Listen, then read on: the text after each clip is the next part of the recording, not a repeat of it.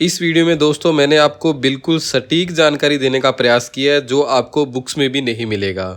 ये 41 जिलों के अनुसार मानचित्र के आधार पर अपने उत्तरी अरावली, मध्य अरावली और दक्षिणी अरावली को कंप्लीट कर देंगे इस वीडियो में। तो चलिए शुरू करते हैं। जो उत्तरी अरावली है दोस्तों, ये खैरथल, कोटपूतली, झुंझुनू, सीकर, अलवर, जयपुर, दौसा व डीडवाना कुचामन इन जिलों में विस्तृत है। आप मानचित्र में देख सकते हैं ये जो जिले हैं उत्तरी अरावली के अंतर्गत आते हैं। इन्हें आपको याद भी रखना है। दूसरा दोस्तों, इनके बारे में बहुत अच्छे से ट्रिक के माध्यम से मैं आपको इनकी जो चोटियां हैं या जो अन्य चीज़ें हैं वो ट्रिक से या एक स्टोरी के माध्यम से आपको अच्छे से इस वीडियो में याद करवा दूंगा। ये मेरा आपसे प्रॉमिस है। आप वीडियो को अंत तक देखिए, आपको ज़रूर समझ आएगा। ये जो उत्तरी अरावली है दोस्तों, ये खैरथल से प्रारंभ होती है। आप देख सकते हैं ये जो लाइन है ब्लिंक कर रही है इस टाइम, यहाँ से ये प्रारंभ होती है और इसका जो अंत है दोस्तों सांबर जयपुर में होता है। सांबर जयपुर के बाद यहाँ से मध्य अरावली का प्रारंभ हो जाता है। मध्य अरावली दोस्तों राजसमंद का उत्तरी भाग, ब्यावर, अजमेर व साथ ही सांबर जयपुर, ये जो स्थान है मध्य अरावली के अंतर्गत आते हैं। मध्य अरावली का जो विस्तार है दोस्तों, ये देवगढ़ राजसमंद तक देखने को मिलता है। कहाँ तक? देवगढ़ राजसमंद तक मध्य अरावली का विस्तार है। इसके बाद है दोस्तों दक्षिणी अरावली। दक्षिणी अरावली का विस्तार दोस्तों बांसवाड़ा, डूंगरपुर, सलुम्बर, प्रतापगढ़, उदयपुर, सिरोही, चित्तौड़गढ़, राजसमंद, पाली व भीलवाड़ा जिले में दक्षिणी अरावली का विस्तार है दोस्तों। इन जिलों में इसका विस्तार है, ये भी आपको याद रखना है। जो दक्षिणी अरावली है दोस्तों, इसका जो प्रारंभ है उदयपुर सिरोही से होता है और ये आगे आप देख सकते हैं देवगढ़ राजसमंद तक जाती है। इसके बाद क्या है, मध्य अरावली और उत्तरी अरावली आ जाती है। तो यहाँ से ये प्रवेश करती है राजस्थान में, दक्षिण पश्चिम से अरावली, और आगे उत्तर पूर्व से ये राजस्थान से बाहर चली जाती है। कहाँ चली जाती है? हरियाणा और दिल्ली की ओर बढ़ जाती है भाई। अब आगे है दोस्तों जो इसकी औसत ऊंचाई है, जो अपनी है उत्तरी अरावली, इसकी जो औसत ऊंचाई है कितनी है? 400 मीटर इसकी औसत ऊंचाई है। और जो अपनी मध्य अरावली है, इसकी जो औसत ऊंचाई है दोस्तों ये 700 मीटर है। 700 मीटर इसकी औसत ऊंचाई है। और जो दक्षिणी अरावली है दोस्तों अपनी, इसकी ऊंचाई है 1000 मीटर एवरेज ऊंचाई है। तो सबसे अगर ऊंचा भाग अपने देखें तो कौन सा है? जो अपनी दक्षिणी अरावली है इसका है, उसके बाद मध्य अरावली, और फिर जो है अपनी उत्तरी अरावली है इसमें सबसे छोटे। तो जो सबसे ऊंची चोटियां हैं दोस्तों अरावली की, वो भी अपने को दक्षिणी अरावली में ही देखने को मिलती हैं। अब बात करते हैं दोस्तों कि अरावली का निर्माण किन चट्टानों से हुआ है। ये भी परीक्षा में अक्सर पूछा जाता है, तो मानचित्र में आप आसानी से समझेंगे। सबसे पहले आप देख रहे हैं दोस्तों उत्तरी अरावली को। ये जो आप कलर देख रहे हैं ये उत्तरी अरावली है। यहाँ पर क्या है दोस्तों, फाइलाइट चट्टानें और क्वार्टजाइट चट्टानें पाई जाती हैं। कौन कौन सी? फाइलाइट और क्वार्टजाइट चट्टानें पाई जाती हैं। इन दो चट्टानों से किसका निर्माण होता है? उत्तरी अरावली का। अब आगे बात करते हैं दोस्तों अपने दक्षिणी अरावली की। दक्षिणी अरावली में केवल एक ही प्रकार की चट्टानें पाई जाती हैं, ग्रेनाइट चट्टानें। मानचित्र में आप देख सकते हैं कि यहाँ पर कौन सी चट्टानें पाई जाती है? केवल ग्रेनाइट चट्टानें पाई जाती है दक्षिणी अरावली में। और उसके बाद अब अपने पास बची है मध्य अरावली। तो मध्य अरावली में दोस्तों 3 प्रकार की चट्टानें पाई जाती हैं। पहली कौन सी है दोस्तों? संगमरमर चट्टानें। उसके बाद ग्रेनाइट चट्टानें और क्वार्टजाइट चट्टानें भी क्या है अपने को मध्य अरावली में देखने को मिलती है। ये तीनों चट्टानें किस में मिलती हैं अपने को? मध्य अरावली में। तो आप मानचित्र से इसे अच्छे से समझ पा रहे होंगे कि ये अपनी दक्षिणी अरावली थी, इसमें कौन सी चट्टानें थी? केवल ग्रेनाइट चट्टानें। ये अपनी दोस्तों थी उत्तरी अरावली, जिसमें कौन कौन सी चट्टानें थी? फाइलाइट और क्वार्टजाइट चट्टानें। और ये अपनी मध्य अरावली थी, इसमें थी संगमरमर, और प्लस में ये 2 चट्टानें थी। कौन कौन सी? ग्रेनाइट और क्वार्टजाइट चट्टानें। ये दोनों भी क्या है? मध्य अरावली में पाई जाती हैं।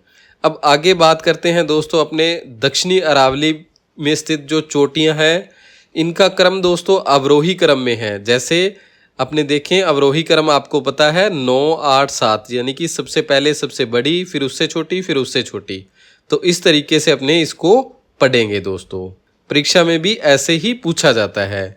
तो चलिए सबसे पहले मैं आपको एक स्टोरी के माध्यम से इनकी चोटियों को याद करवाऊंगा क्रम वाइज। देखिए सबसे पहले सबसे ऊंची चोटी है गुरु शिखर। तो स्टोरी है अपनी कि एक बार गुरु शिखर नाम का एक अनुभवी बाबा अपने पालतू शेर के साथ घूमने निकले। वे पहले दिलवाड़ा मंदिर गए, फिर जरग्गा के झरने में स्नान किया, आगे बढ़े तो अचलगढ़ की गुफा में ध्यान लगाया और आबू पर्वत पर फल खाए। उनका अगला पड़ाव था कुंभलगढ़, जहां उन्होंने जयराज नाम का योद्धा मिला। जयराज ने कहा कि अगर सच्चे ज्ञान की तलाश है तो ऋषिकेश चलो। दोस्तों ये एक छोटी सी स्टोरी है जो मैंने आपको अभी बताई है। अगर आप इसे एक दो बार पढ़ेंगे वीडियो को पॉज करके या हमारे पीडीएफ नोट्स के माध्यम से, तो आपको ये अरावली की सबसे ऊंची चोटियों का क्रम याद हो जाएगा, साथ ही दक्षिणी अरावली की भी। आप देखिए दोस्तों कि ये जो अरावली की सबसे ऊंची चोटियां हैं 8, कौन कौन सी? 6 तो हैं जयराज तक और 2 चोटियां इसके अंदर मिक्स होंगी दोस्तों, जरग्गा और कुंभलगढ़। इन सभी की ये एक ट्रिक है जिसमें आप क्रम से इसे अच्छे से याद कर पाओगे। अब देखो कि जो गुरु शिखर है ये सबसे ऊंची चोटी है। इसकी हाइट कितनी है? 1722 मीटर। ये गुरु शिखर अपना सबसे पहले आया। उसके बाद आया शेर अपना, तो इसकी हाइट कितनी है? 1597 मीटर। दिलवाड़ा की हाइट है दोस्तों 1442 मीटर। अचलगढ़ की हाइट है 1380 मीटर। आबू की हाइट है 1295 मीटर। जयराज की ऊंचाई है 1090 मीटर और ऋषिकेश की ऊंचाई है दोस्तों 1017 मीटर। ये जो अपने अभी चोटियां पड़ी हैं ये केवल सिरोही जिले की चोटियां हैं दोस्तों। इसके बाद उदयपुर जिला जो दक्षिणी अरावली के अंतर्गत ही आता है, उसमें एक चोटी है जरग्गा, जिसकी हाइट कितनी है? 1431 मीटर। फिर मध्य अरावली के अंतर्गत ही आने वाले राजसमंद जिले के अंतर्गत एक कुंभलगढ़ चोटी है जिसकी हाइट कितनी है? 1224 मीटर है। तो आशा करता हूं दोस्तों आपको ये अच्छे से समझ आ रहा होगा। अगर नहीं आया तो आप वीडियो को रिवर्स करके देखिए या इसको पॉज करके आप एक बार अच्छे से अपने माइंड में एक इमेज बना लीजिए। मैंने कलर भी उस तरीके से रखे हैं कि आपको ये चीज़ हमेशा याद रहे। अब मध्य अरावली की जो चोटियां हैं इसके लिए ट्रिक है कि गोरमजी तारागढ़ से नाग पहाड़ चढ़े। तो गोरमजी सबसे ऊंची चोटी, फिर तारागढ़, फिर नाग पहाड़। अब देखते हैं अपने कि गोरमजी है जो, जिसे मोराए जी के नाम से भी जाना जाता है, ये ब्यावर जिले में है। इसकी हाइट कितनी है? 934 मीटर है, जो मध्य अरावली की सबसे ऊंची चोटी है। उसके बाद है दोस्तों तारागढ़। तारागढ़ की हाइट कितनी है दोस्तों? 873 मीटर। ये दूसरी सबसे ऊंची चोटी है जो कहाँ पर है? अजमेर जिले के अंतर्गत आती है। फिर है दोस्तों नाग पहाड़। ये मध्य अरावली की सबसे छोटी चोटी है जिसकी ऊंचाई कितनी है? 795 मीटर। 795 मीटर है कहाँ पे? अजमेर में। चलिए दोस्तों अब आगे बात करते हैं अपने उत्तरी अरावली के बारे में। ये जो आप ब्लू कलर में देख रहे हैं ये चोटियां हैं और इनका क्रम है एक। रघुनाथ बाबा और उनका शिष्य मलखेत बाबा एक दिन लोहागढ़ किले की सैर पर निकले। रास्ते में उन्हें बोझगढ़ में बोझ किया। भूख लगने पर वे खो गांव में रुके जहां बेरांच योगी मिले। उन्होंने बाबाई झरने की ओर भेजा। वहां से आगे बिलाली घाटी मिली और फिर पहुंचे मनोहरपुरा जो बहुत सुंदर था। फिर वे बेराठ में गए जहां सरिस्का का बाग दिखा। लौटते समय सिरावास गांव और फिर बानगढ़ के खंडरों में पहुंचे। अंत में उन्होंने जयगढ़, नाहरगढ़ और अलवर दुर्ग के दर्शन किए। चलिए अब अपने देखते हैं कि सीकर जिले में दोस्तों कौन कौन सी चोटियां हैं। एक तो है रघुनाथगढ़ जिसकी ऊंचाई कितनी है? 1055 मीटर। उसके बाद है दोस्तों दूसरी चोटी मलखेत, इसकी ऊंचाई है 1052 मीटर। ये जो चोटियां हैं सीकर जिले में है। झुंझुनू जिले में है दोस्तों लोहागढ़ जिसकी ऊंचाई 1051 मीटर और बोझगढ़ है दोस्तों, इसकी ऊंचाई है 979 मीटर। ये दोनों आप चोटियां भी याद रखिएगा, ये झुंझुनू जिले के अंतर्गत आती हैं। कोटपूतली जिले में है दोस्तों बिलाली जिसकी ऊंचाई 755 मीटर। फिर है बेराठ जिसकी ऊंचाई कितनी है? 704 मीटर है।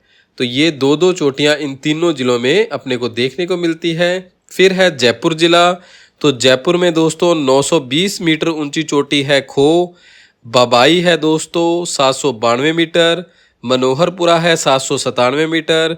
जयगढ़ है 648 मीटर। और नाहरगढ़ चोटी है 599 मीटर ऊंची, जो किस जिले में है? जयपुर जिले में। तो दोस्तों मैंने टेबल के माध्यम से अलग अलग करके आपको ये अवरोही क्रम में बता दी हैं। स्टोरी में एक साथ इनको बता दिया कि इनका जो क्रम है वो किस प्रकार होगा। उसके बाद है अलवर जिला। तो अलवर में है दोस्तों बेरांच, जिसकी ऊंचाई है 792 मीटर। फिर है सरिस्का, इसकी ऊंचाई है 677 मीटर। सिरावास है, इसकी ऊंचाई है 651 मीटर। बानगढ़ की ऊंचाई है 649 मीटर। और अलवर दुर्ग जो चोटी है इसकी ऊंचाई है 597 मीटर। तो ये अपनी उत्तरी अरावली की जो चोटियां हैं कंप्लीट होती हैं। इसके अलावा भी दोस्तों कुछ चोटियां मैंने छोड़ दी थी। कारण था कि इनसे संबंधित कभी भी परीक्षा में प्रश्न पूछा नहीं गया, क्योंकि यह इम्पोर्टेंट नहीं थी और ना ही पूछा जाने वाला है। अगर फिर भी आप इनको देखना चाहें तो आप इसका स्क्रीनशॉट ले सकते हैं, या हमारे PDF नोट्स में आपको ये मिल जाएंगी। ऐसे ही दक्षिणी अरावली की कुछ चोटियां थी जो मैंने बची हुई थी इस टेबल के अंदर दे दी है दोस्तों। अब अगर आपको हमारी यह वीडियो पसंद आई हो दोस्तों इस तरीके से एनिमेशन के साथ, तो प्लीज़ वीडियो को लाइक शेयर और कमेंट जरूर कीजिए, क्योंकि हमारे लिए यही एक मोटिवेशन का काम करते हैं। और साथ ही अगर आपको हमारे कलर्ड PDF नोट्स चाहिए तो आप हमारी एप्लीकेशन डाउनलोड कर सकते हैं GK से जॉब तक, या हमें मैसेज कर सकते हैं 8619845353 पर। आपको व्हाट्सएप पर या हमारी एप्लीकेशन पर कलर PDF नोट्स मिल जाएंगे। आप सभी का बहुत बहुत धन्यवाद। जय हिंद, जय भारत।